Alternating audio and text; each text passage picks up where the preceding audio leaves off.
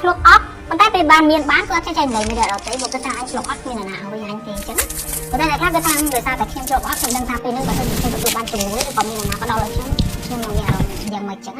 ចឹងបានជាទឹកចិត្តហ្នឹងវាចេះតែចង់ឲ្យយើងចេះចំណេះចឹងមានពេលមួយឆ្លងកាត់បទពិសោធន៍អាក្រក់ហើយក៏បន្តធ្វើអាក្រក់មួយទៀតដោយសារតែខ្លួនឆ្លងកាត់បទពិសោធន៍អាក្រក់គឺតែតែចង់ផ្ដល់ស្អីដែលខ្លួនចង់បានហើយមិនដែលបានហ្នឹងទៅឲ្យអ្នកដទៃវិញអញ្ចឹងអាកន្លែងហ្នឹងគឺជាឱកាសដែលយើងអាចផ្ដល់ឲ្យខ្លួនឯងហ្នឹងហើយនៅពេលដែលយើងធ្វើអ្នកដទៃទទួលបានភាពកក់ក្ដៅគឺពេលហ្នឹងហើយគឺជាពេលដែលយើងខ្លួនឯងទទួលបានក្ដីសុខហើយនឹងភាពកក់ក្ដៅដែរទោះបីជាពីមុនវាជារឿងពីមុនយើងអត់ធ្លាប់ទទួលបានក៏ដោយអញ្ចឹងណាអញ្ចឹងដូចខ្ញុំធ្លាប់និយាយថានៅពេលយើងធ្វើ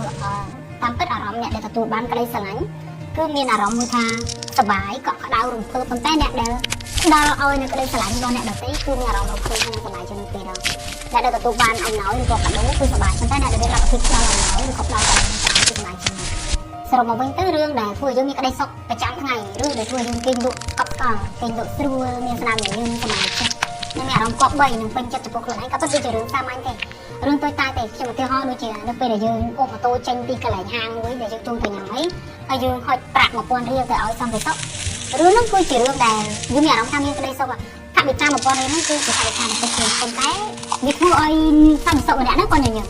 តែពេលដែលយើងឃើញការញញឹមរបស់អ្នកដទៃគឺយើងក៏ក្តៅហើយនៅពេលដែលយើងឃើញអ្នកបោះសម្រាប់នៅលើផ្លូវគឺយើងក៏អ្នកស្រោចផ្កានៅក្នុងសួនយើងក៏ផ្ដល់ការគោរពឲ្យគាត់ញញឹមអ្នកគាត់ឬក៏អូនក្បាលបន្តិចជាការគួរសមនឹងគឺជារឿងដែលយើងគិតថាវាតូចតាចបំផុតហើយជារឿងដែលយើងតែងតែមើលរំលងប៉ុន្តែរឿងនោះវាធ្វើឲ្យយើងមានអារម្មណ៍ថាគាត់បីចំពោះខ្លួនឯងបើមិនជឿយើងអាចសាកល្បងបានយើងអាចសាកល្បងធ្វើបានយើងនឹងទទួលបានអារម្មណ៍